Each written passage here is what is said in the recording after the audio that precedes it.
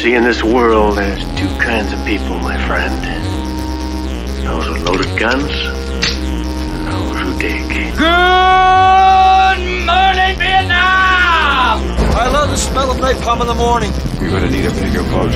I don't have to show you any stinking brushes. You make me want to be a better man.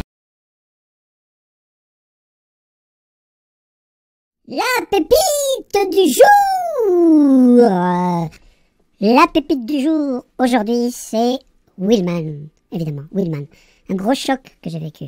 Un film de Jeremy Rush, donc avec Frank Grillo. Frank Grillo qui est un acteur qui, à mon avis, est un excellent acteur, mais comme tous ces acteurs qui ont démarré de très bas sur l'action, un petit peu comme Jason Statham, ou alors on va faire l'histoire du cinéma contemporain, Sylvester Stallone bien sûr.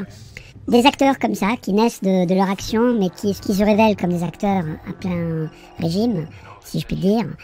Et voilà, donc Wheelman, un film qui m'a bluffé, qui au-delà du cinéma est à mon avis un film, une pièce de théâtre, un huis clos théâtral. Pourquoi je dis ça? Parce que il réussit une performance absolue en termes de mise en scène, de poser toute une narration au sein d'un habitacle de voiture, d'automobile. Je pense qu'à peu près, je n'ai pas mesuré au millième de seconde près, mais à mon avis, 99%, 90% du film est filmé à l'intérieur de l'habitacle du véhicule. Ce qui est quand même une performance, parce que dans un film d'action, c'est quand même quelque chose, et je peux vous dire que les scènes d'action sont extrêmement bien maîtrisées, extrêmement bien construites au sein de la narration scénaristique. Bien sûr, le scénario reste assez basique, mais avec une espèce d'hommage à ce que tout le film noir peut révéler comme gimmick d'écriture. Et Frank Grillo, qui est absolument extraordinaire, de puissance de jeu, vous savez, il est seul dans la bagnole, donc il porte tout le film, pas sur ses épaules, mais sur son visage, et là, il montre bien l'étendue de ses possibilités d'acteur. Donc, Wheelman, une pépite. Je vous invite vivement à le regarder. Bon, bah maintenant, c'est l'exercice qui le veut, je suis obligé de parler d'une véritable bouse. Enfin, parler, je ne vais pas trop m'attarder, tellement il y a si peu à dire, si ce n'est des choses négatives.